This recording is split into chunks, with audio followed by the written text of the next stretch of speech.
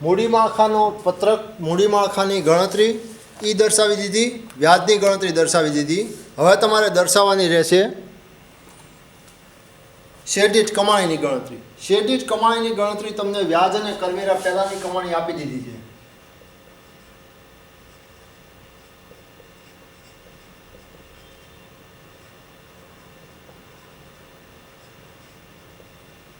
એ કેટલી આપી છે? ત્રણ વિકલ્પની અંદર 10 લાખ રૂપિયા.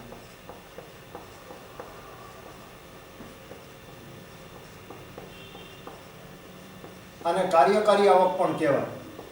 હવે કાર્યકારી આવકમાંથી તમે ચોખ્ખી આવક અને ચોખ્ખી કાર્યકારી આવકના અભિગમમાં શીખી ગયેલા છો. એનું જ પત્રક અહીંયા આગળ આવશે. એમાં પહેલાં તમારે શું કરવું પડે? બાદ ડિબેન્ચર વ્યાજ.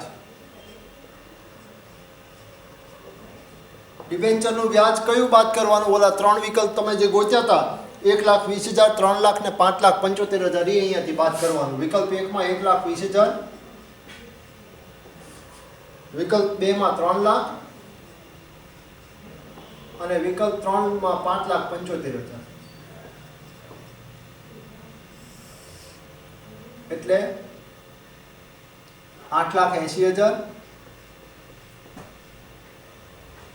7 લાખ અને 4,25,00,000. આ તમારું શું આવ્યું? વ્યાજ બાદ પરંતુ કરવેરા પહેલાનો નફો. વ્યાજ બાદ પરંતુ કરવેરા પહેલાનો નફો અથવા કરવેરા પહેલાની કમાણી, જે કહો એ ચાલે. હવે કરવેરાનો દર તમને અહીંયા આપી દીધેલો છે 50%. એટલે બાદ 50% કરવેરા. 50% કરો એટલે સીધી અડધી રકમ થઈ જાય. તો અહીંયા એના બાદ થશે 4,40,000, 3,50,000 અને આમાં થશે 2,12,500.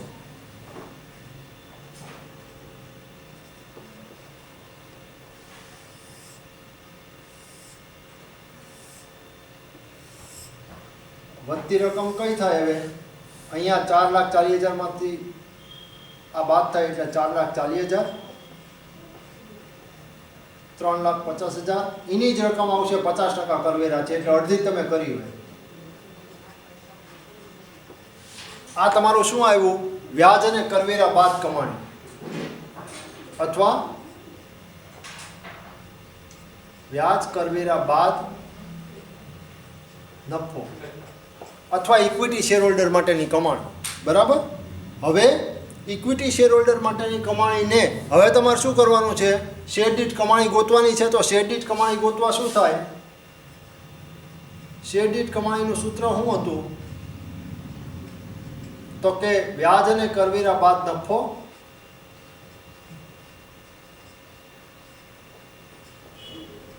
ભાગ્યા શેરની સંખ્યા. હવે તમે વિચાર કરજો, આ શેરની સંખ્યા છે, તમે મૂડી માળખામાં શેરની સંખ્યા છેલ્લા કોલમમાં ગોતી હતી. એ છેલ્લા કોલમમાં ગોતી હતી ને, અને આ ભાગ્યા એ રકમ જે છે એ તમારે કરવાની.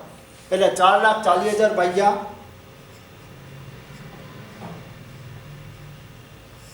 3 લાખ ગુણ્યા 100 અહીંયા કરવાનું નથી હો, શેર દીઠ કમાણી છે એટલે 3,50,000 ભાગ્યા 2 લાખ અને 2,12,500 ભાગ્યા 1 લાખ. એટલે એ તમારું થશે. શેર દીઠ કમાણી કેટલી થાય?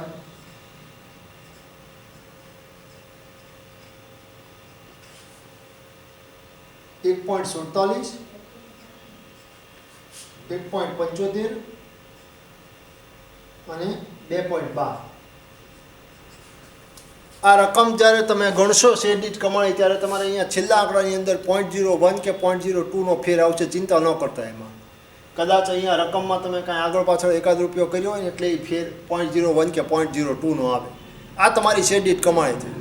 હવે વિકલ્પ તમારે કયો શ્રેષ્ઠ છે? ત્રીજો. શું કામ?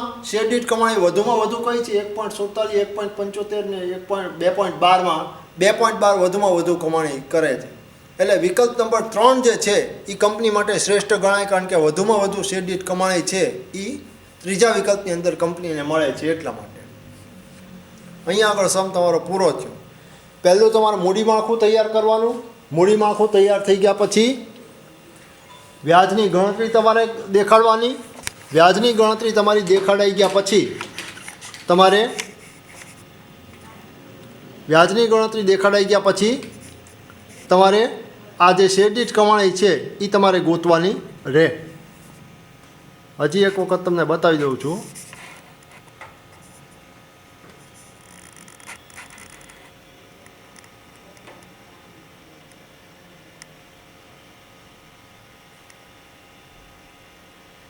બરાબર, અહીંયા આગળ સમની ગણતરી તમારી પૂરી થઈ.